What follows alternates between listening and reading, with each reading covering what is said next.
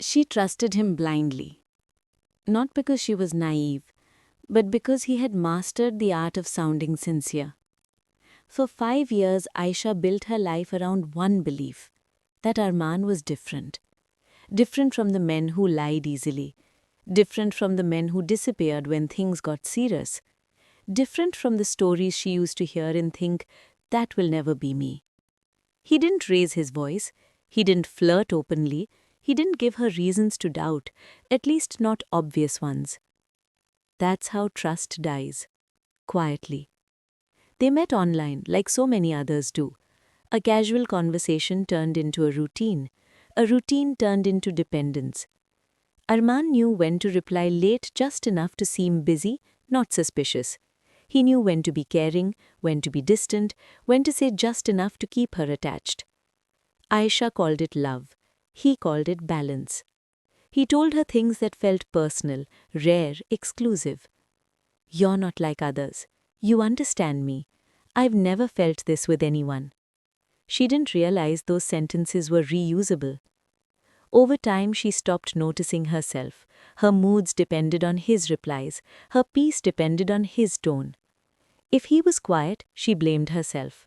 If he was distant, she adjusted. If something felt wrong, she swallowed it. Because love, she thought, meant patience. And patience slowly turned into self-erasure. They talked about the future in fragments. Marriage, someday. A home, eventually. Stability once things settle. Always later. Never now. When she asked for reassurance, he gave logic. When she asked for presence, he gave excuses. Work pressure, mental stress, life problems. And she believed him not because it made sense, but because doubting him felt scarier than trusting him. The red flags were there. Phone always on silent, screen turned away, sudden privacy.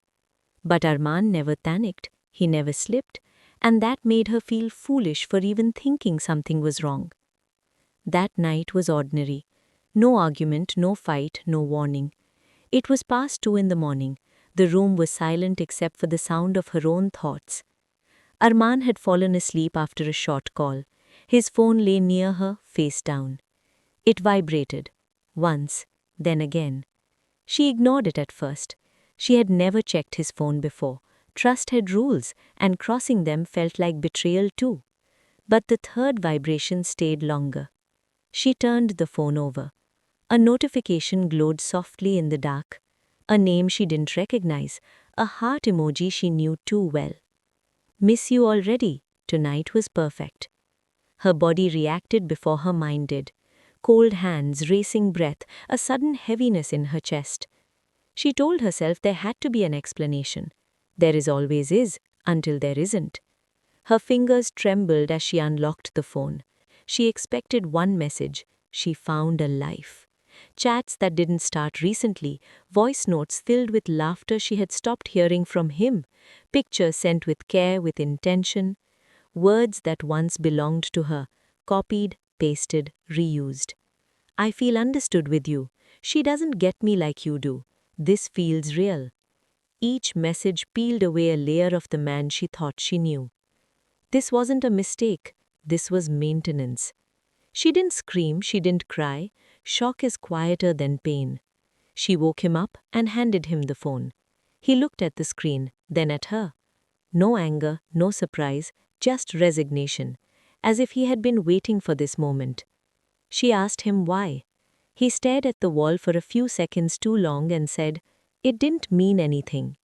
That sentence settled somewhere deep inside her, heavy and permanent. Because if that meant nothing, then what had she been holding on to for 5 years? He explained without emotion. It started as talking, then sharing, then meeting. He said he never planned for it to happen. He said he was confused. He said he didn't want to lose Aisha. Every explanation sounded like self-defense, not remorse. Not once did he ask how she felt. She left quietly. No dramatic exit, no final speech. Just the sound of a door closing behind a version of herself that would never return. The days after were worse, not because she missed him, but because she missed who she was when she believed in him. She replayed memories obsessively, searching for the moment it all went wrong. She blamed herself for trusting too much, for ignoring instincts, for loving without conditions. He messaged, apologized, promised change. But apologies without accountability feel empty. Trust doesn't break loudly, it dissolves. Healing didn't come with strength, it came with exhaustion. Some nights she cried without sound, some mornings she felt nothing at all. But slowly something shifted. She stopped rereading old messages, stopped justifying his behavior, stopped asking questions that had no honest answers. She realized something brutal but freeing. Cheating isn't caused by lack of love, it's caused by lack of character. She didn't lose a relationship, she escaped a future built on lies.